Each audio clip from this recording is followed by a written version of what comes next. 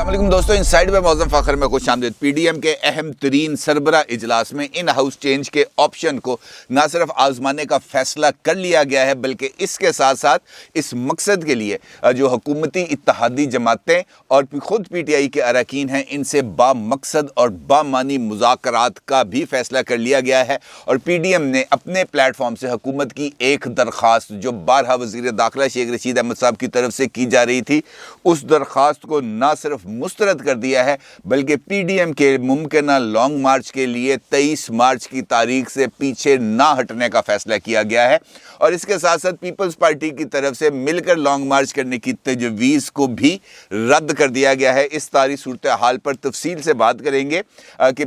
PDM की तरफ से ये जो इन हाउस चेंज है, इसके ऑप्शन के लिए नवाज शरीफ साहब और फजलुर रहमान साहब के दरमियान जो आज टेलीफोनिक कन्वर्सेशन हुई थी, फैसला क्या उसके बिल्कुल मुताबिक किया गया है। ये जो 23 मार्च का लॉन्ग मार्च है, इसको हुकूमत की तरफ से बार बार तब्दील करने की जो दरख्वास्त है, उसके पीछे असल मुहर्रकात क्या थे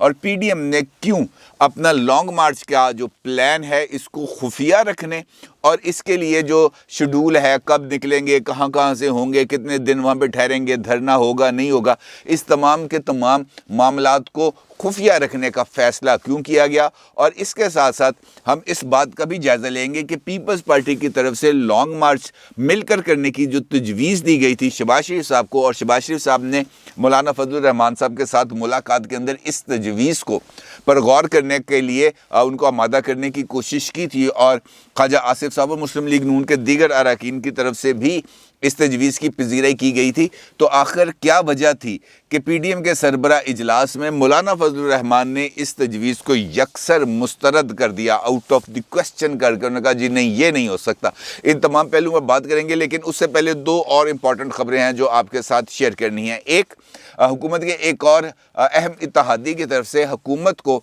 तहम्मुल का से काम लेने का मशवरा दिया गया, और इसके साथ साथ जो वज़ीर आज़म के मुशीर एहतसाब थे शहजाद अकबर साहब, जिन्होंने कल इस्तीफ़ा दिया, अब उनके बारे में ख़ुद हुकूमती हलकों की तरफ से तरह तरह की ना सिर्फ चहमगोइयाँ शुरू कर दी गई हैं, बल्कि उनके मुख्तलिफ जो कारहाय नुमायाँ थे उनको भी ढके छुपे अल्फाज में उजागर करने की कोशिश कर दी गई है। और ख़ास तौर पर वज़ीर आज़म की तरफ से आज जो वफाकी काबीना का इजलास हुआ, उस इजलास के बाद जो एक उनकी तरफ से मंसूब किया गया है जुमला शहजाद अकबर साहब के लिए, वो ये है कि वो डिलीवर नहीं कर सके। और डिलीवर करने से मुराद सीधी सीधी ये है कि शहबाज शरीफ साहब को वो अंदर नहीं कर सके अपनी तमाम तर कोशिशों के बावजूद। और दूसरी जानिब मरियम नवाज़ साहिबा का जो मामला इस वक्त इस्लामाबाद हाई कोर्ट में चल रहा है, फील्ड अपार्टमेंट्स के हवाले से जो उनकी अपील है, उस अपील के अंदर नैब की तरफ से जो अचानक डिलेइंग टैक्टिक्स इस्तेमाल किए जा रहे हैं, शहजाद अकबर साहब अपना पूरे का पूरा जोर लगाकर नैब को इस मुकदमे की भरपूर कार्रवाई पर आमादा नहीं कर सके, और इसको इमरान खान साहब की तरफ से जो इसे हम कह सकते हैं कि डिलीवर ना करने से तब्दील किया गया। और इस सारी कहानी जो इसके पसे पर्दा है वो मैं कल आपको अपने वीलॉग के अंदर बता चुका हूँ। और लाहौर के जो एक वकील साहब हैं जिन्होंने इस सारे काम के अंदर बड़ा इंपॉर्टेंट रोल प्ले किया इमरान खान साहब का, शहजाद अकबर साहब के लिए जो नरम गोशा था उसको ख़त्म करने में और अपनी गुंजाइश बनाने में, उसके हद तक अब खासी पेशरफ्त हो गई है। मुमकिन तौर पर बहुत जल्द 24 से 48 घंटे में उस वकील साहब की अपॉइंटमेंट के हवाले से कोई अहम फैसला भी सामने आ सकता है। अब देखा जाए अगर, तो वो तमाम हल्के वज़ीर आज़म ऑफिस के जो शहजाद अकबर साहब के लिए बहुत ज़्यादा नरम गोशा रखते थे, और जब जहांगीर तरीन साहब वाला वाक़या हुआ था और शुगर स्कैंडल के ऊपर जो शहजाद अकबर साहब थे वो बहुत उछल के सामने आ भी रहे थे, और जहांगीर तरीन साहब के हवाले से मुख्तलिफ रिपोर्ट्स को प्राइम मिनिस्टर ऑफिस में बैठ कर मीडिया के लिए लीक करवा रहे थे। अब वही सेल शहजाद अकबर साहब के लिए कुछ सरगर्म होता हुआ नज़र आ रहा है। ख़ास तौर पर वो तमाम जो मीडिया के हलके हैं जो हुकूमत की फेवर में हैं, अगर आप उनके सोशल मीडिया पर ट्वीट्स देखें और उनके जो अपने यूट्यूब चैनल्स हैं उन चैनल्स को मॉनिटर करें, तो ये बात खुल के सामने आती है कि अब अगला जो महाज है वो शहजाद अकबर साहब के लिए खुलने के लिए मुकम्मल तौर पर तैयार है। और इस सारी सूरत हाल में ब्रॉड शीट के कावे मूसवी की तरफ से शहजाद अकबर साहब को हटाए जाने का خیر مقدم کرنا بہت زیادہ معنی خیز ہے، کیونکہ یہ بات سامنے آئی تھی کہ شہزاد اکبر صاحب کی طرف سے کاوہ موسوی صاحب سے معاملے کو سیٹل ڈاؤن کرنے کے لیے کچھ گیو اینڈ ٹیک کے معاملات پر بات چیت ہوئی، ممکنہ طور پر مبینہ طور پر یہ بات سامنے آئی تھی کاوہ موسوی صاحب کی طرف سے، شاید جہاں تک مجھے یاد پڑتا ہے، تو اس معاملے کو لے کر بھی ان کے اوپر بہت زیادہ تنقید ہوئی تھی، اور پھر لندن کے اندر جو ایک سیٹلمنٹ ہوئی تھی ملک ریاض صاحب کی بیریا ٹاؤن والے کی، تو اس معاملے میں بھی شہزاد اکبر صاحب کا نام خاصی حد تک آیا تھا۔ بہت ساری چیزیں ہیں جو اس وقت چل رہی ہیں، اور اس ساری صورتحال میں مسلم لیگ نون کے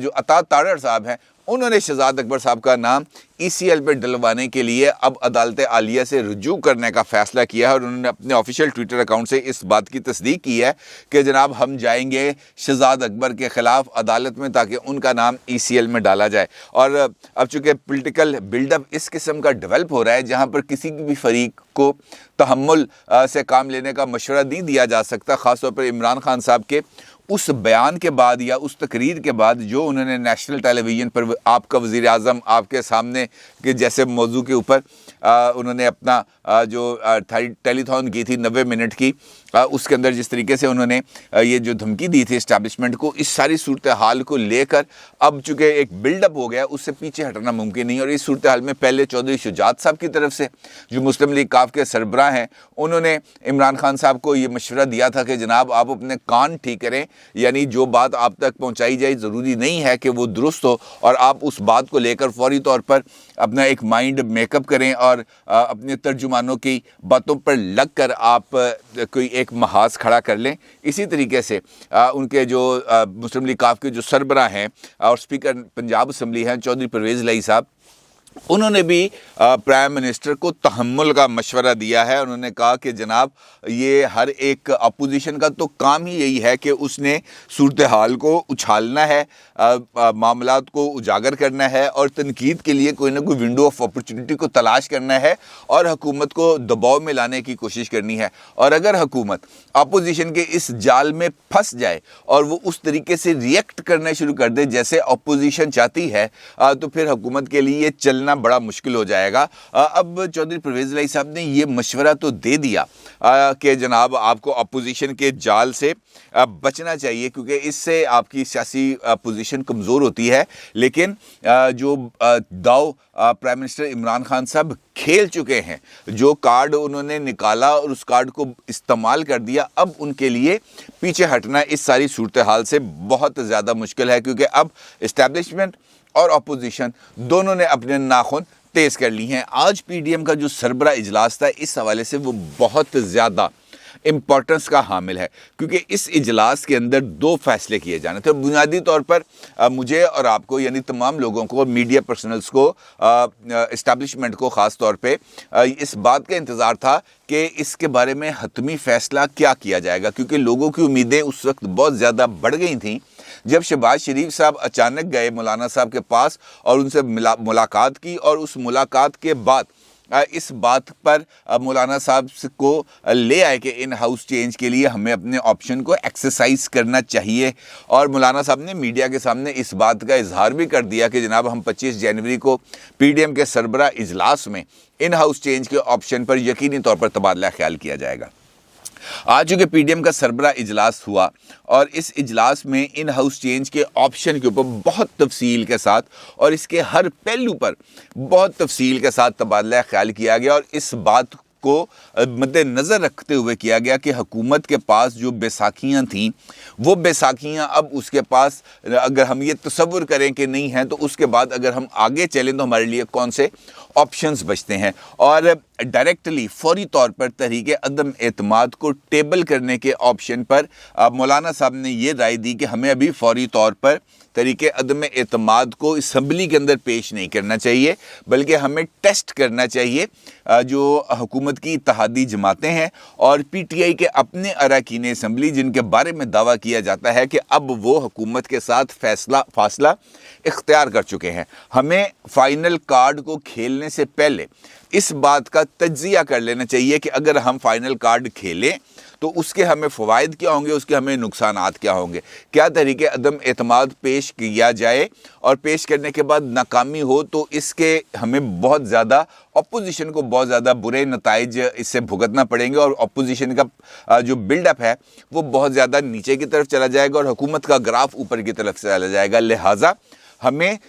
جیت کے یقین ہونے کے بعد ہی طریقے عدم اعتماد کے آپشن کی طرف جانا چاہیے, جس کے اوپر تمام جو اپوزیشن جماعتیں تھیں انہوں نے اس بات پر ایگری کیا. نواز شریف صاحب جو آن لائن اس اجلاس میں بھی موجود تھے, اور انہوں نے آج صبح مولانا فضل الرحمان سے ایک تفصیلی ٹیلی فونک کانورسیشن بھی کی تھی, جس کے اندر انہوں نے بتایا تھا کہ کس کس طریقے سے کون کون سے رابطہ کاروں نے ان کے ساتھ رابطہ کیا, اور ان کو کہا کہ جناب آپ فوری طور پر اس طرف آگے موو کریں. تو نواز شریف صاحب نے اس اجلاس کے اندر بھی اس صورتحال کو رکھا, اور ان کا یہ کہنا تھا کہ میں نے رابطہ کاروں کو یہ بات بتا دی ہے کہ جناب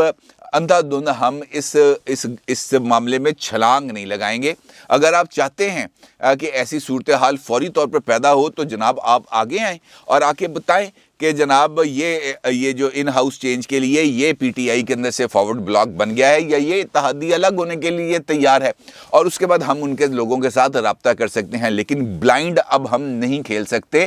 کیونکہ اب حکومت اس وقت ایک نازک پوزیشن پہ آگے کھڑی ہے, ایک کمزور پوزیشن پہ کھڑی ہے. ایسی صورتحال میں اگر تحریک عدم اعتماد پیش کی جائے اور تحریک عدم اعتماد ناکام ہو جائے تو پھر حکومت بہت زیادہ مضبوط ہو جائے گی, اور اس کے بعد اس کو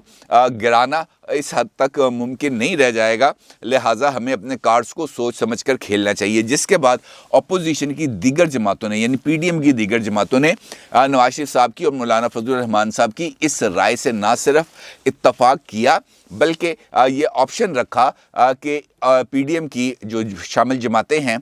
اس کی قیادت کی ایک ہائی لیول ایک کمیٹی بنا دی جائے جو حکومت کی اتحادی جماعتوں سے با مقصد اور با معنی ڈائلاگ کرے اور ان کو قائل کرنے کی کوشش کرے کہ مزید حکومت کے ساتھ رہنا پاکستان کی عوام کے ساتھ دشمنی کے مترادف ہوگا. اور اس آپشن پر یعنی ان ہاؤس چینج کے آپشن کی طرف وہ آئیں اور اپنا جو سپورٹ ہے جو اس وقت وہ پی ٹی آئی کی گورنمنٹ کو ایکسٹینڈ کر رہے ہیں اس سپورٹ کو وڈرا کر لیں. اور اس پر جو اپوزیشن کی جماعتیں ہیں وہ یہ سمجھتی ہیں کہ اگر کوئی حکومتی اتحادی جماعت اپنی سپورٹ واپس لے لیتی ہے تو پھر تحریک عدم اعتماد کی بھی ضرورت نہیں پڑے گی, بلکہ اگر حکومت اپنے اس اعتماد سے اتحادیوں کے اعتماد سے محروم ہو جاتی ہے تو صدر مملکت از خود بھی اسمبلیاں برخاست کر سکتے ہیں, کیونکہ ایسی صورتحال میں اگر اپوزیشن حکومت سازی میں اپنی دلچسپی ظاہر نہ کرے تو اس کے علاوہ اور کوئی آپشن نہیں بچے گا صدر صاحب کے پاس کہ وہ اسمبلیوں کو برطرف کر دیں. لہٰذا اس بات پر اتفاق پایا گیا اور اب ایک کمیٹی بنائی جائے گی جو کمیٹی جا کر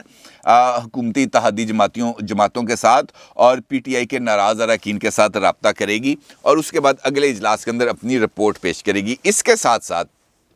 لانگ مارچ کے اوپر بڑا تفصیل کے ساتھ تبادلہ خیال کیا گیا اور جو سٹیئرنگ کمیٹی ہے پی ڈی ایم کی اس نے اپنے جو فیصلے کیے تھے ان کو بھی انڈورس کیا گیا. اب جو لانگ مارچ کا معاملہ ہے اس پر دو باتیں تھیں جس کے اوپر پی ڈی ایم نے بڑا تفصیل کے ساتھ غور کیا. ایک حکومت کی طرف سے یعنی وزارت داخلہ کی طرف سے یعنی وزیر داخلہ شیخ رشید احمد صاحب کی طرف سے مسلسل ایک اپیل کی جا رہی ہے کہ جناب آپ 23 مارچ کا لانگ مارچ یا تو مؤخر کر دیں یا اس کی تاریخ کے اندر کچھ رد و بدل کر دیں. آج اس سارے معاملے پر بھی غور کیا گیا اور اس اجلاس میں اس بات پر اتفاق پایا گیا کہ پی ڈی ایم کا جو لانگ مارچ ہے یہ 23 مارچ کو ہی ہوگا اور اس تاریخ کے اندر کسی بھی قسم کا رد و بدل اس کو آگے پیچھے کرنا مناسب نہیں ہوگا. اور یہ بات بھی طے کی گئی کہ یہ جو لانگ مارچ ہے اس کا جو شیڈول ہے اس نے کہاں سے نکلنا ہے, لاہور سے کون اس کی قیادت کرے گا, کے پی کے سے ڈیرہ اسماعیل خان سے مولانا صاحب پشاور آئیں گے یا پشاور سے اس کا آغاز کیا جائے گا.